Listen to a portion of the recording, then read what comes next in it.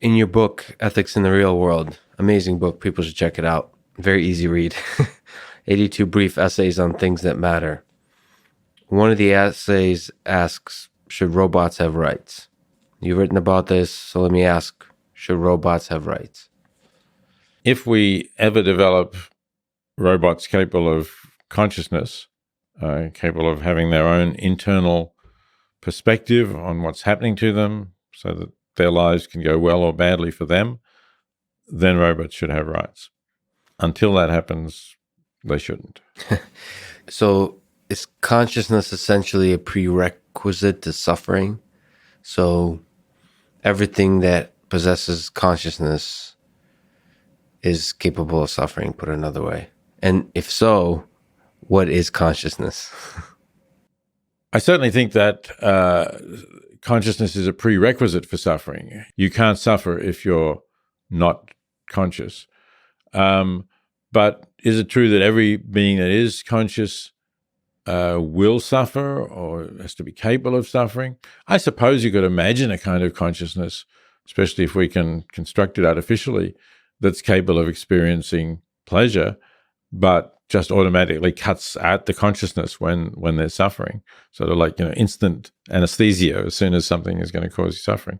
So that's possible, but doesn't exist as far as we know on this planet yet.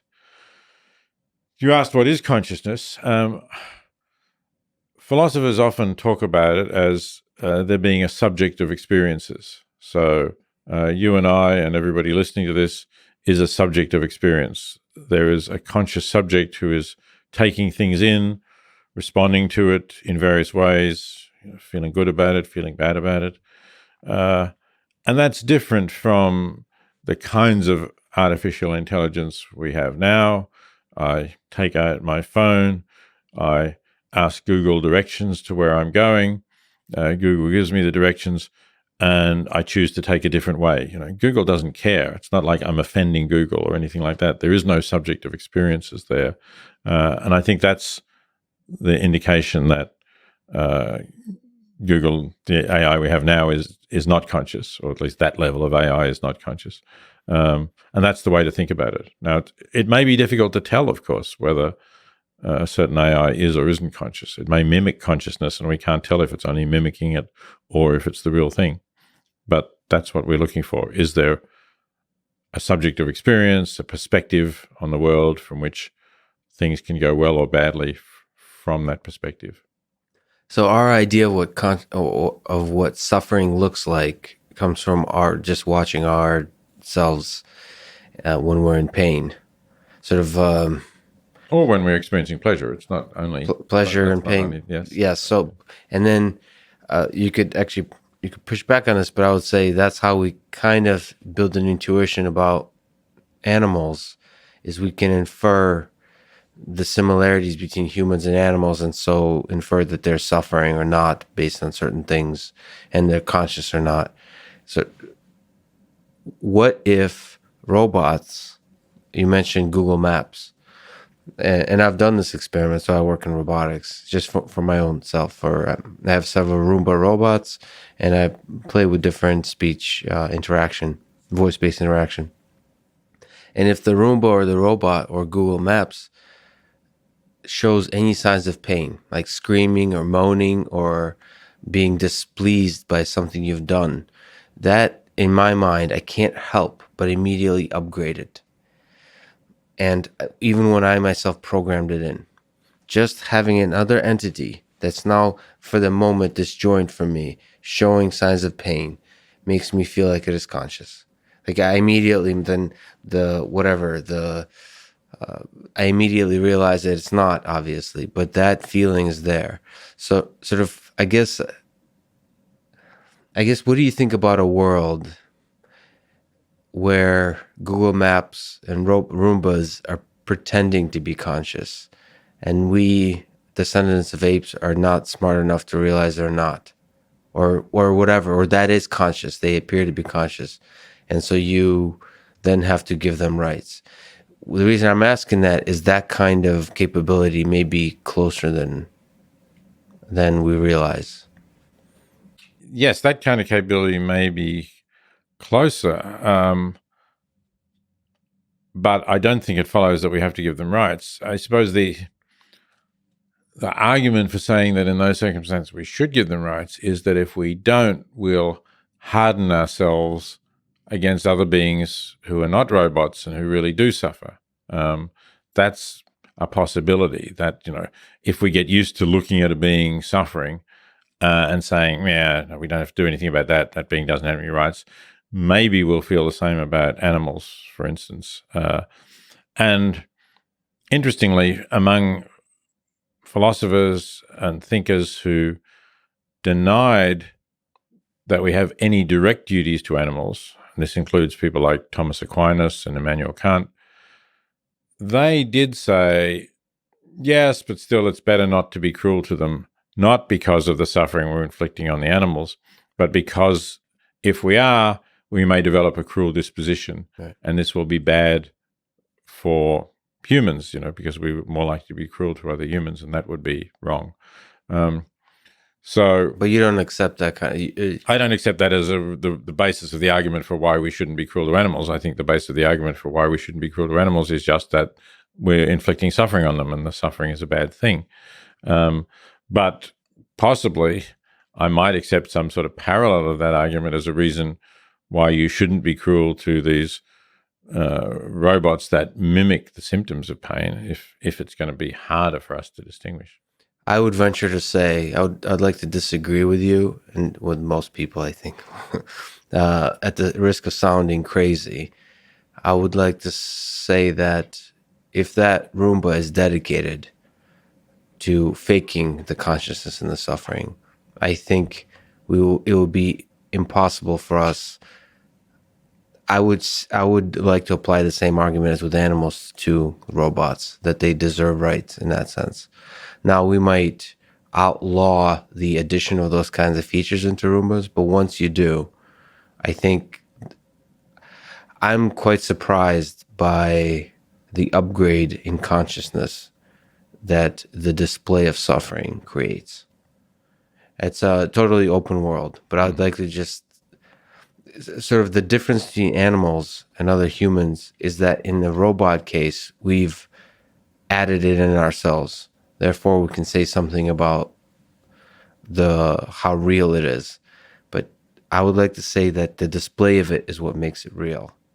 And there's I'm not a philosopher, I'm not making that argument, but I at least like to add that as a possibility. And I've been surprised by it, is all I'm trying to sort of articulate right. Poorly, I suppose. So there is a philosophical view has been held about humans, which is rather like what you're talking about, and that's behaviorism. So behaviorism was employed both in psychology, people like B.F. Skinner was a famous behaviorist, but in psychology it was more a kind of what is it that makes this science? Well, you need to have behavior because that's what you can observe. You can't observe consciousness. But in philosophy, the view is defended by people like Gilbert Ryle, who was a professor of philosophy at Oxford, wrote a book called The Concept of Mind, in which, in this kind of phase, this is in the 40s of linguistic philosophy, he said, well, the meaning of a term is its use, and we use terms like so-and-so is in pain when we see somebody writhing or screaming or trying to escape some stimulus, and that's the meaning of the term. So that's what it is to be in pain. And you point to the behavior. Norman Malcolm, who was another philosopher in the school from Cornell, had the view that, so what is it to dream? After all, we can't see other people's dreams. Well, when people wake up and say, I've just had a dream of, here I was undressed walking down the main street or whatever it is you've dreamt, that's what it is to have a dream. It's to wake up and recall something. So you could apply this to what you're talking about and say, so what it is to be in pain is to exhibit these symptoms of pain behavior, and therefore these robots are in pain. That's what the word means. But nowadays, not many people think that Ryle's kind of philosophical behaviorism is really very plausible. So I think they would say the same about your view. So, yes, and I just spoke with Noam Chomsky, who basically was part of dismantling the behaviorist movement. Yes. Yes. And I'm with that 100% for studying human behavior. But I am one of the few people in the world who has made Roombas scream in pain. And I just don't know what to do with that empirical evidence, because it's hard. Sort of philosophically, I agree. Mm. But the only reason I philosophically agree in that case is because I was the programmer. But if somebody else was a programmer, I'm not sure I would be able to interpret that well. So I think it's a new world that I was just curious what your thoughts are. For now, you feel that the display of what we can kind of intellectually say is a fake display of suffering is not suffering. That's right. That would be my view. But that's consistent, of course, with the idea that it's part of our nature to respond to this display if it's reasonably authentically done. And therefore, it's understandable that people would feel this. And maybe, as I said, it's even a good thing that they do feel it. And you wouldn't want to harden yourself against it, because then you might harden yourself against beings who are really suffering. But there's this line, so you said once artificial general intelligence system, a human level intelligence system, become conscious. I guess if I could just linger on it. Now, I've wrote really dumb programs that just say things that I told them to say. But how do you know when a system like Alexa, which is sufficiently complex that you can't introspect of how it works, starts giving you signs of consciousness through natural language, that there's a feeling there's another entity there that's self-aware, that has a fear of death, a mortality, that has awareness of itself that we kind of associate with other living creatures. I guess I'm sort of trying to do this slippery slope from the very naive thing where I started into something where it's sufficiently a black box to where it's starting to feel like it's conscious. Where's that threshold where you would start getting uncomfortable with the idea of robots suffering, do you think? I don't know enough about the programming that would go into this really to answer this question. But I presume that somebody who does know more about this could look at the program and see whether we can explain the behaviors in a parsimonious way that doesn't require us to suggest that some sort of consciousness has emerged. Or alternatively, whether you're in a situation where you say, I don't know how this is happening.